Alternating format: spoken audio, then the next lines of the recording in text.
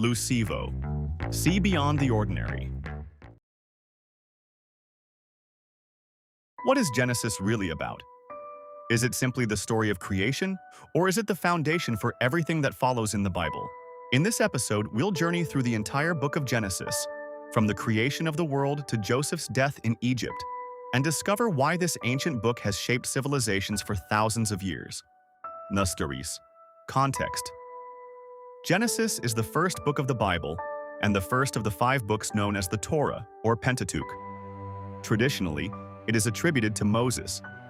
However, many modern biblical scholars believe it reached its final form through generations of writers and editors who preserved much older traditions. Its name comes from the Greek word Genesis, meaning origin or beginning, while its Hebrew name, Bereshit, simply means in the beginning. The book introduces nearly every major theme that will continue throughout the Bible: creation, humanity, sin, faith, covenant, promise, and redemption. Arsanas. The story. Genesis opens with one of history's most recognizable phrases, "in the beginning." According to the biblical account, God creates the universe in 6 days before resting on the 7th. Light, sky, oceans, land, plants, stars, animals, and finally humanity are brought into existence in an ordered sequence. Adam and Eve, the first humans, are placed in the Garden of Eden with complete freedom except for one command: they must not eat from the tree of the knowledge of good and evil. Tempted by the serpent, they disobey and are forced to leave Eden, introducing suffering, mortality, and separation from God into the biblical story. Outside the garden, their sons Cain and Abel offer sacrifices to God. When Abel's offering is accepted and Cain's is not, jealousy leads Cain to murder his brother, becoming the Bible's first recorded murderer. As humanity grows, violence spreads across the earth. According to the biblical account, God decides to cleanse the world through a great flood but chooses one righteous man, Noah, to preserve life. God instructs Noah to build an enormous ark and bring aboard his family along with representatives of every kind of animal. After 40 days of rain and many months of floodwaters, the ark comes to rest on the mountains of Ararat. When Noah finally leaves the ark, God establishes a covenant with humanity and places the rainbow in the sky as its symbol, a promise that such a flood will never again destroy all life on earth. Generations later, humanity unites to build a great city with a tower reaching toward heaven. Known as the Tower of Babel, this project ends when, according to the biblical account, God confuses their language, causing people to scatter across the earth. The story now shifts from all humanity to one man whose family will shape the rest of the Bible: Abraham. Abraham is called by God to leave his homeland and travel to an unknown land. According to the biblical account, God makes 3 extraordinary promises. Abraham's descendants will become a great nation, they will inherit the land of Canaan, and through his family all nations of the earth will be blessed.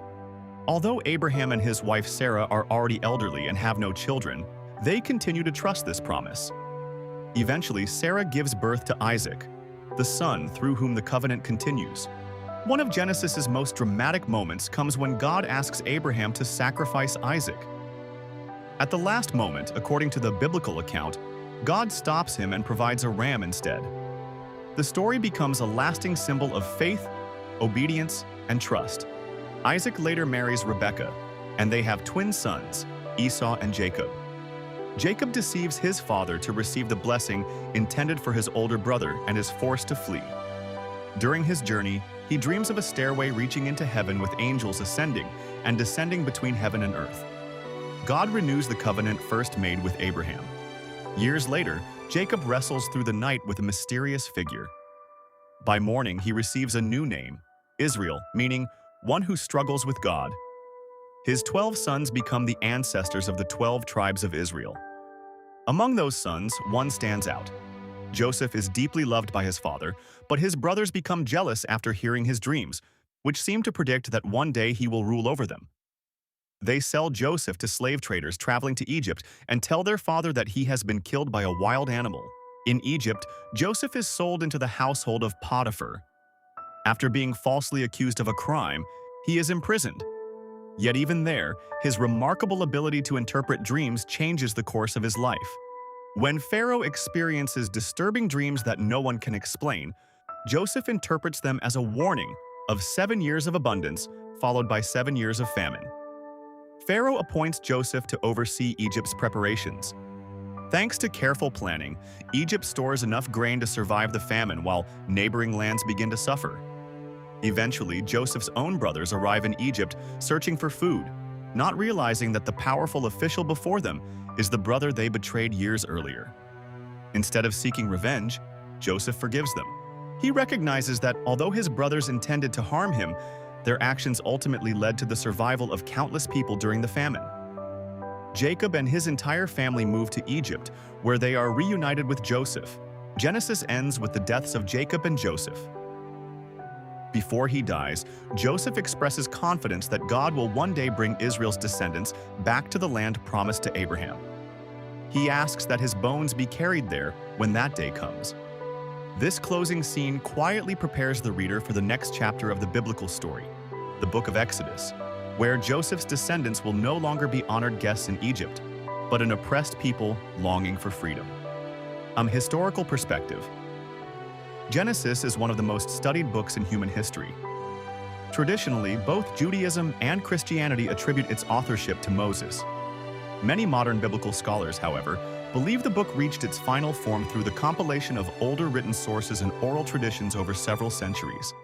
Archaeology has confirmed the existence of many of the regions, cities, and cultures mentioned throughout Genesis, including Egypt, Canaan, Mesopotamia, Hebron, and Beersheba. The customs described in the lives of the patriarchs often fit what is known about the ancient Near East. At the same time, many of Genesis's earliest events remain beyond the reach of historical verification. There is no scholarly consensus regarding the creation account, the Garden of Eden, the global flood, or the Tower of Babel. Some interpret these narratives as literal history, while others understand them as theological narratives, symbolic literature, or a combination of both. Likewise, the lives of Abraham, Isaac, Jacob, and Joseph cannot currently be confirmed or disproved by direct archaeological evidence. Many historians consider them possible historical figures whose stories may preserve authentic memories from the early 2nd millennium BC, while others believe the narratives were shaped later to express Israel's identity and beliefs. Rather than answering every historical question, Genesis invites readers to explore humanity's origins, purpose, moral choices, and relationship with God, questions that remain relevant today. Emor, think about it. If Genesis is ultimately a book about beginnings, perhaps its most important question is not how everything began, but why humanity repeatedly chooses pride, fear, jealousy, and violence, even when given the opportunity to choose differently. That question is as relevant today as it was thousands of years ago. Yar. Key takeaway. Genesis is the foundation of the biblical story. It introduces creation, humanity, sin, judgment, mercy, covenant, and promise. It also introduces the family through whom the rest of the Old Testament unfolds. Whether viewed as sacred scripture, ancient literature, or a remarkable historical text, Genesis has influenced religion, philosophy, art, law, and culture for millennia. Its final pages leave us in Egypt, where one family's story is about to become the story of an entire nation. That story begins in the next book of the Bible, Exodus. Wow, I didn't know that! And? If you enjoy discovering the extraordinary, subscribe to LuSEEvo and see beyond the ordinary.